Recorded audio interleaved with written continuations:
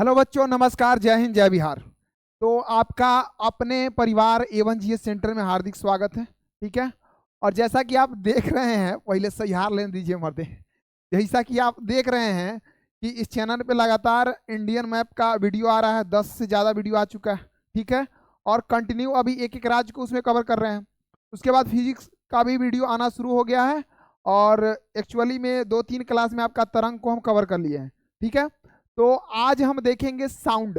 ठीक है ना। आज का चैप्टर है साउंड, ध्वनि। तो उसके अंतर्गत हम देखेंगे कि एक्चुअली में ध्वनि किसे कहते हैं, ये किस किस माध्यम में गमन करती है। आप इस चीज को देखेंगे कि काहे मतलब लड़का का आवाज फटल रहता है कि नहीं, दूर तक जाता है। लड़की की आवाज मीठ रहता है कि नहीं, एकदम तीखा लगता है। समझे। सीटी जो देखते हैं, सीटी नहीं, गाना वाना सुनते हैं, कोई सीटी उटी मारता है, उसका आवाज कितना मतलब सुहावना लगता है, मीठा लगता है, अच्छा लगता है। और वहीं आप देखते हैं कि क्यों ड्राम बियाह में डम डम डम डम ड्राम पर मारा जाता है, तो उसका आवाज काहे फटा हुआ आता है। तो ये सब चीज आप देखेंगे। तो हम शुरू करते हैं क्लास बिना समय गवाए हुए। ठीक है। तो चलिए शुरू करते हैं। देखिए यहाँ पे सबसे पहले आपको क्या करना है कि लिख देना है ध्वनि। ध्वनि कलर को चेंज कर लेते हैं, लिखना है ध्वनि। इंग्लिश में क्या बोलते हैं इसको? साउंड। ठीक है। तो देखिए, आप देखिए ध्वनि क्या है, तो आपको देखना है, जब हम तरंग पढ़ाए हुए थे, बोले हुए थे कि तरंग को दो भाग में बांट के पढ़ते हैं। एक होता है यांत्रिक तरंग और एक होता है विद्युत चुंबकीय तरंग। उसके बाद में यांत्रिक तरंग को फिर हम दो भाग में बांटे थे और पढ़े थे, एक अनुदैर्ध्य तरंग और एक अनुप्रस्थ तरंग। ठीक है। तो सबसे पहले आपको इस चीज को देखना है कि ध्वनि ध्वनि के बारे में कि यह यांत्रिक यांत्रिक तरंग। ठीक है। और कोमा देकर के लिखना है, यांत्रिक तरंग तो है लेकिन इसके अंतर्गत भी क्या, अनुदैर्ध्य की अनुप्रस्थ? अनुदैर्ध्य। ठीक है। क्या? अनुदैर्ध्य। तो यह यांत्रिक तरंग, कोमा देकर के या भी लिख सकते हैं, या अनुदैर्ध्य तरंग है, अनुदैर्ध्य तरंग है। ठीक है।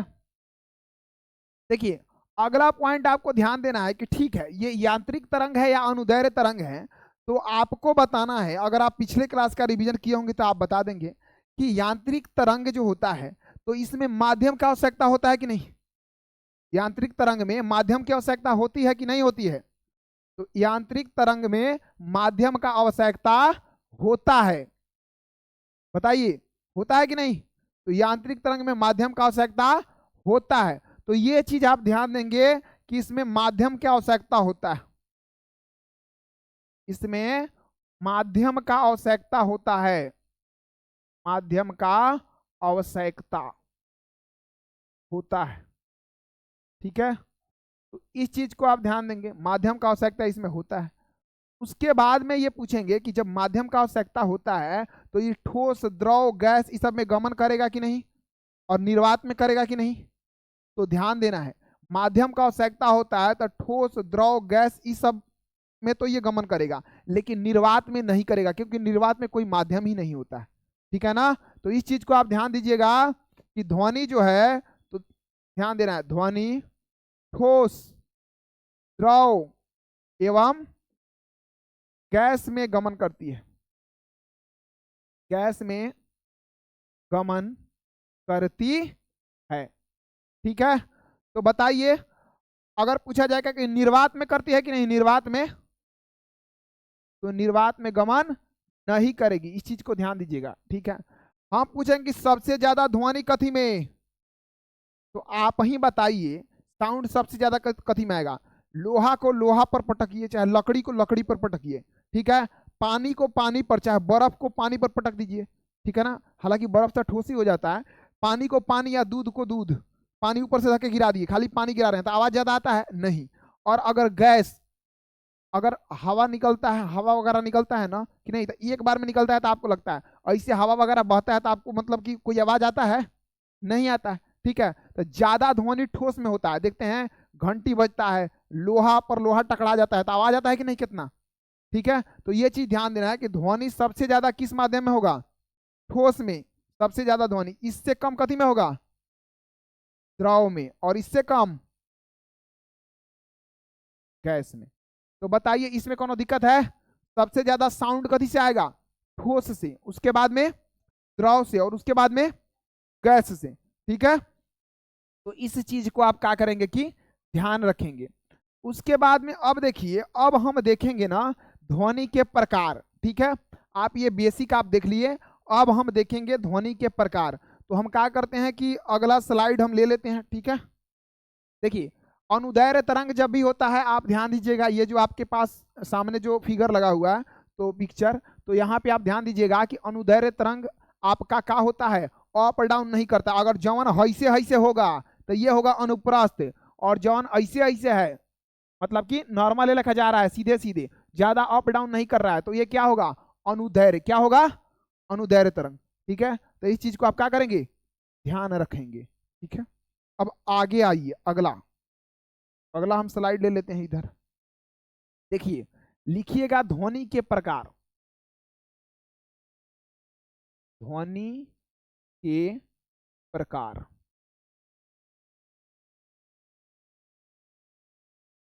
ठीक है,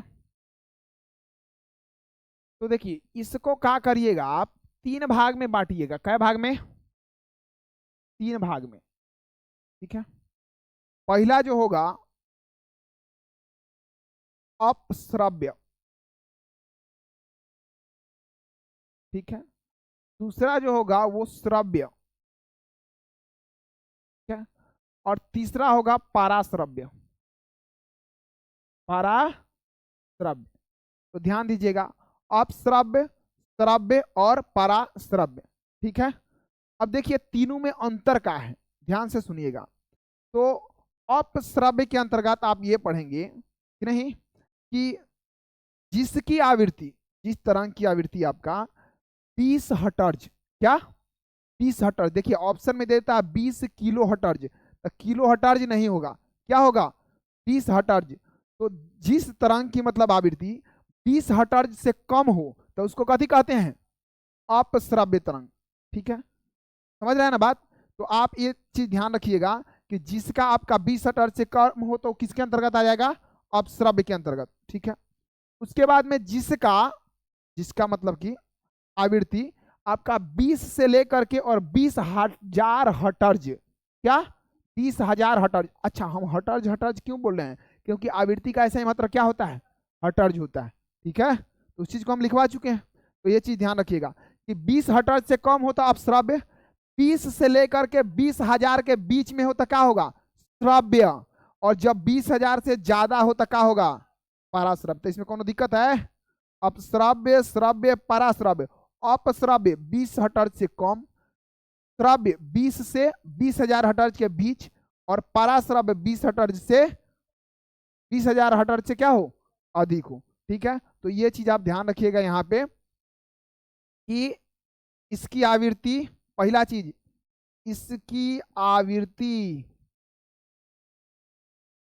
20 हर्ट्ज से कम। दूसरा में ध्यान रखिएगा, इसमें इसकी आवृत्ति, इसकी आवृत्ति 20 हर्ट्ज से 20,000 हर्ट्ज के बीच। और इसमें आप ध्यान रखिएगा, तीसरा नंबर में ध्यान रखिएगा कि इसकी आवृत्ति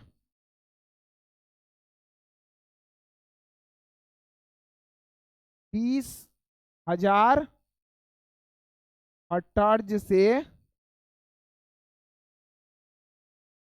अधिक।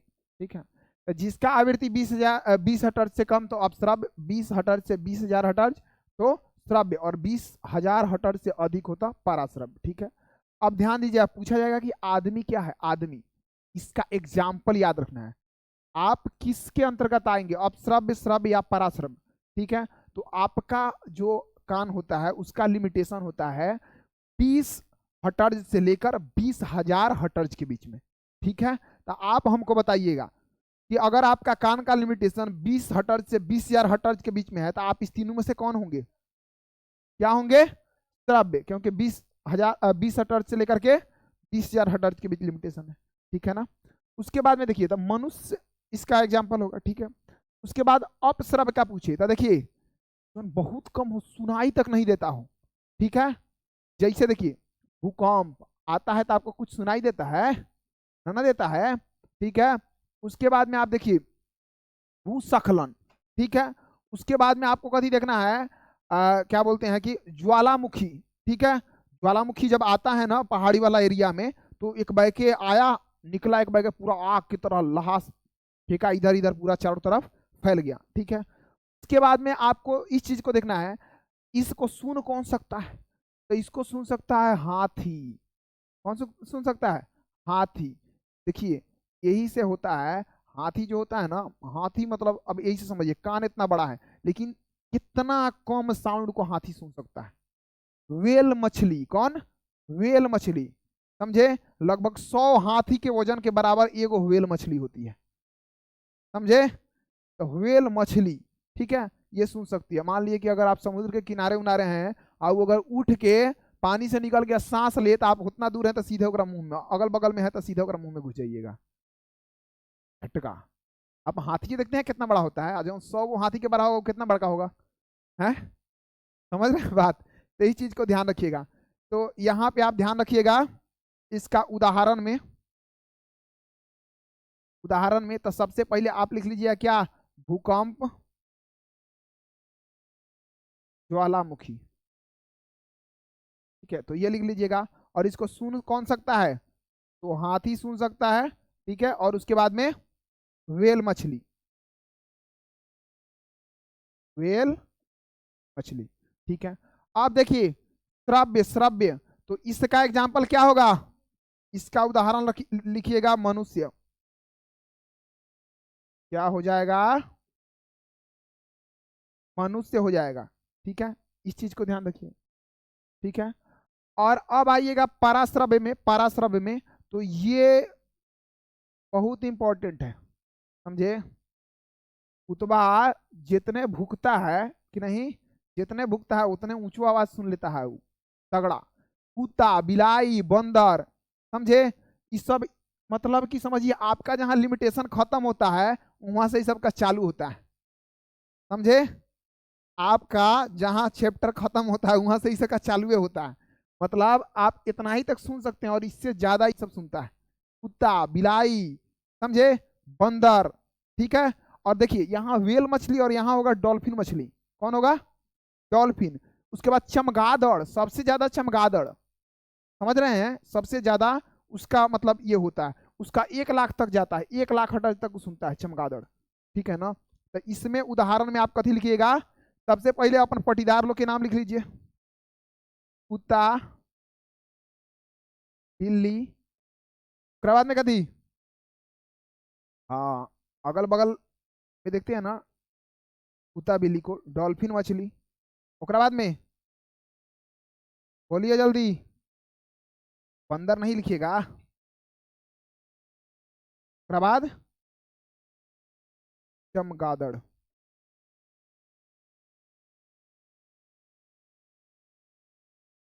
समझ रहे हैं बात, ठीक है। तो इस चीज को आपको ध्यान में रखना है, ठीक है।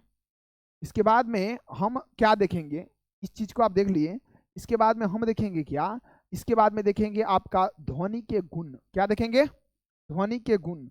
तो आप क्या करिए कि लिख लीजिए ध्वनि के गुण, ध्वनि के, अब देखिए ध्वनि के गुण में देखिए क्या क्या लिखना है आपको, देखिएगा।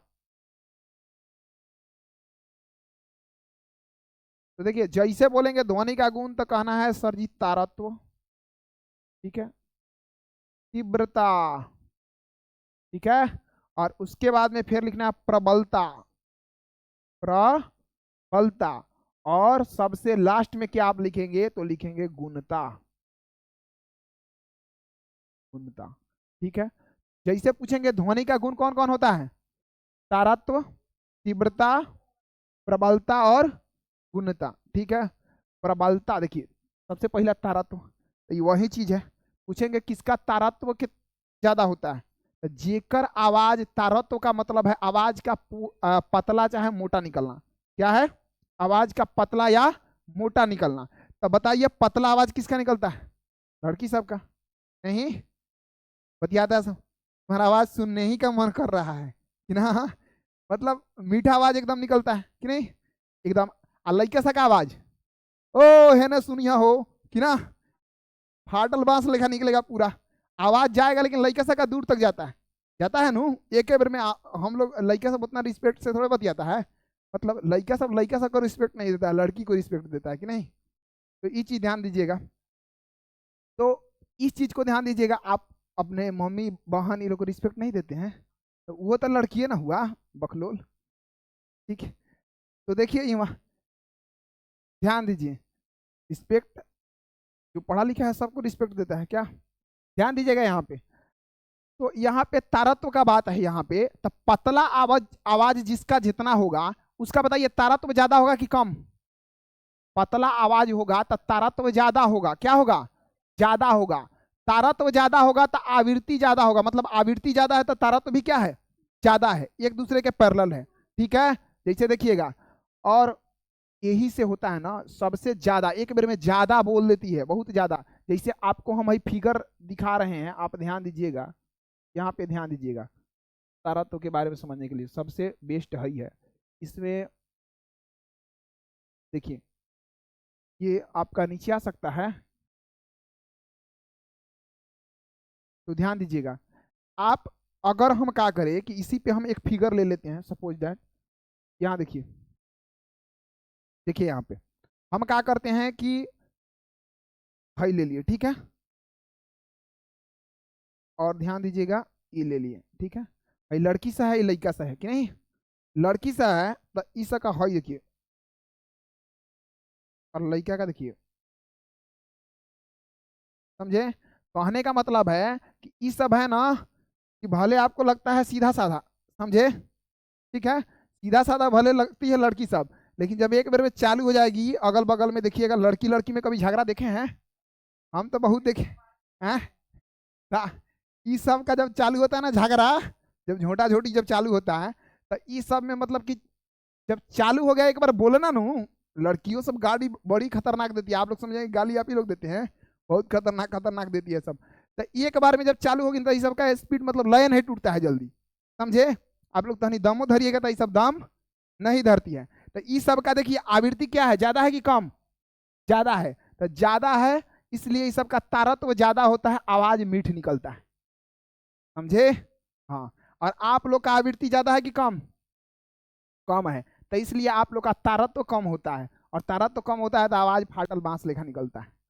समझे? समझ रहे हैं ना बात? तो इस चीज को आप समझिएगा। उसके बाद जब हम प्रबलता बोलेंगे ना, तो जितना ज्यादा आयाम होगा, प्रबलता उसमें था प्रबलता, तो जितना ज्यादा आयाम होगा, मतलब कहने का मतलब कि हई जो आयाम जितना ही ऊपर जाएगा नीचे आएगा तो प्रबलता ज्यादा होगा, और जितना कम आयाम होगा तो प्रबलता क्या होगा? कम होगा। यानी है ऊपर नीचे जितना आएगा। आयाम का किसको कहते थे? आयाम किसे कहते हैं? आप लोग रिवीजन नहीं कर रहे हैं? तरंग की ऊंचाई को क्या कहते हैं? आयाम कहते हैं। तरंग की लंबाई को तरंग दैर्घ्य कहते हैं। तो इस चीज को ध्यान रखना है, पीछे के क्लास में ये सब लिखवाया गया। ठीक है, तो आप इस चीज को क्या करिएगा कि ध्यान रखिएगा। ठीक है, तो आज का क्लास हम आगे क्या करेंगे कि जो भी गुण है ना ध्वनि का, उसको क्या करेंगे कि लिखवा देंगे का। और आज का क्लास हम क्या करते हैं कि यहीं पर, ठीक है, स्टॉप करते हैं। ठीक है, जय हिंद, जय भारत।